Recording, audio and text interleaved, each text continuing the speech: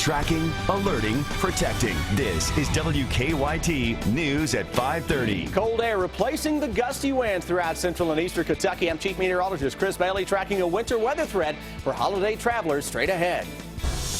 It doesn't feel very good at all because we've done a lot of work. Strong winds around central Kentucky not only knocked out power in places but damaged homes. We'll get a look at some of that damage. And one woman is living proof that identity theft targets all ages. How to protect yourself coming up on WKYT at 5:30. Good evening to you. A windy day across Kentucky, but tonight those winds are finally starting to die down and we are starting to get a look at some of that damage. And we'll get to some of that damage in just a minute. But first, let's begin with our Chief Meteorologist Chris Bailey. He's tracking some cold temperatures moving into the region. Yeah, guys, that fight between the abnormally warm conditions over the past 24 hours, now some colder air that is moving in, giving us the big gusty winds out there last night and this morning. Take you back to 8 o'clock this morning when you were seeing those winds around Louisville beginning to press close to 50. Now by 10, 11 o'clock this morning, the strongest winds that you see in the purple here were right on top of the Interstate 75 corridor. Those were winds that were gusting greater than 50 miles an hour. That started to pull on away, and what we're left with now, this only will track those wind gusts that are greater than 15 miles an hour. We're starting to see the winds that are calming down just a little bit, courtesy of a cold front that is moving through the area as we speak. Still 60 across eastern Kentucky, though 40s in the bluegrass region, soon to be replaced by the 30s that are coming in from northwest to southeast. Live first alert defender. Nice soaking rains over the past couple of days. Nothing that is going on as of now. We will change that up, though, a little bit by the middle of the week. Short-term winds decrease, much colder temperatures blowing on in, and I'm tracking an East Coast winter storm, guys, that will throw a little holiday travel impact on our weather here in the bluegrass states. I'll break it down when I come back in about 15 minutes. And like Chris mentioned, part of Kentucky is under a wind advisory until 7 tonight. But earlier today, strong gusts of wind caused property damage to homes and businesses in Franklin County. WKYT's Mike Linden went to the capital city to follow up on damage reports there in our top story at 5:30.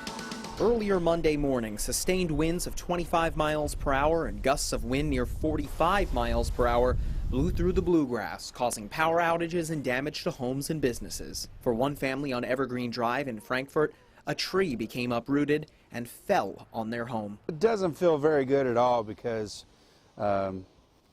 we've done a lot of work to the house, so to have to redo a lot of work that we did, is a little upsetting. Hawkins says the tree made several small holes into the attic, but no one was hurt. Across town, strong gusts damaged a building on East Main Street.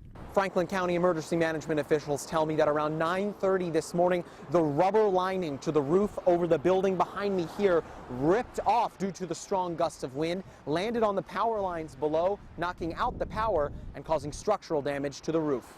Emergency management officials say to pay close attention to items outside of your home and to be mindful of the strong winds if you drive a truck or SUV. If you know that a wind event is coming, you want to make sure that you tie down any loose furniture, things that may be blown around in your yard. You want to make sure that, of course, you're not out in a high-profile vehicle. If you have to pull over, you may want to do that as well. In Franklin County, Mike Linden, WKYT. Meanwhile, thousands of people lost their power today in eastern Kentucky as well. The Kentucky power manager in Pike County says there are about 4,000 customers in the Hazard and Ashland area without power. We are told that the power outages could have happened for several reasons, including all that wind, trees falling, and saturation in the ground. Kentucky Power hopes to have all of the power restored by 6:30 tonight. And in Fleming County, the strong winds may have caused a semi-truck to turn over early this morning. The semi was driving along Kentucky 32 when it crossed lanes, went off the road, and flipped.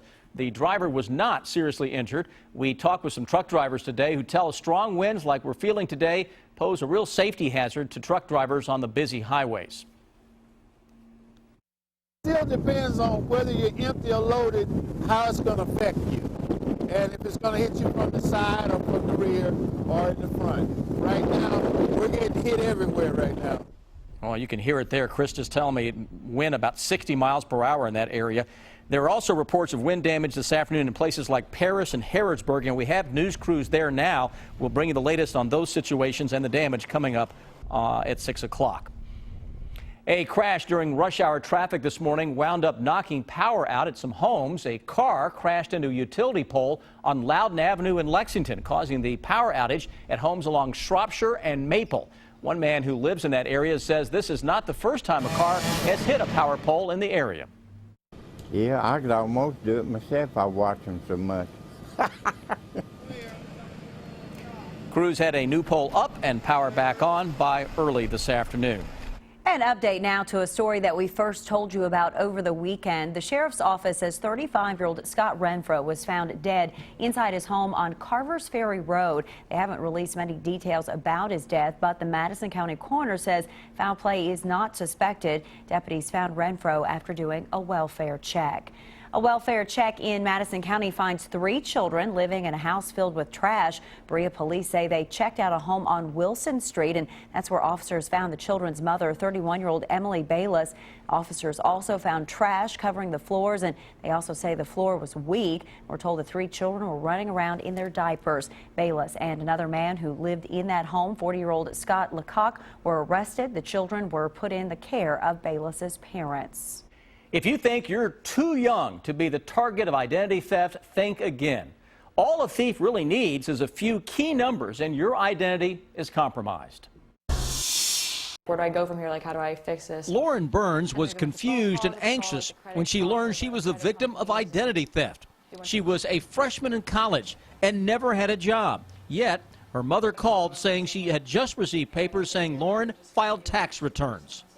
And she goes, the bad news is that you are a victim of identity theft. And I was like, I didn't even think that was possible for anyone my age. This is a common misconception, but anyone with a Social Security number is vulnerable to identity theft, including children or young people. Apparently somebody got a hold of her Social Security number, date of birth, and name, not only applied for credit with her information, but filed fraudulent tax returns with her information. It's scary thinking that someone out there is, using your information and stuff to try to get money. Inspectors say it's challenging to know how information is compromised, which is why it's so important to check your credit once a year. High school students and college students aren't aware of credit histories.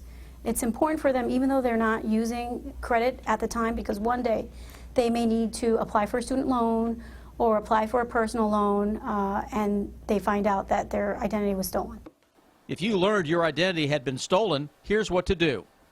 The first thing they need to do is file a report with the local police and then notify the IRS. Third, call the credit agencies to report a breach. Lauren says she's now very protective of her personal information. Don't ever give your social. If someone asks for it, definitely just ask if you could give them the last 4 digits. And by the way, all 3 of the credit agencies offer a free credit report each year. More controversy in the search for a new Fayette County superintendent. Why some people are calling for changes in how the search is being handled. That's next. The civil rights organization is calling for a change in how the Fayette County school system picks its next school superintendent. Fayette County's NAACP chapter had a news conference today at William Wells Brown Elementary School. Recently, that school ranked last among all Fayette County elementary schools in the latest state test. The group wants the selection committee for the new superintendent to add Roy Woods, the chairman of the Equity Council. Members say the next superintendent needs to represent the entire community. Someone that has long-term vision, has a proven track record of turning these kinds of things around. Not someone that just comes in and sits and maintains the status quo. We want someone that's more proactive rather than reactive. Well, the school system has to follow state law, which says if the 6th person selection committee does not include a minority member, then a minority parent will be added, elected by other parents. Nominations for the selection committee were due today.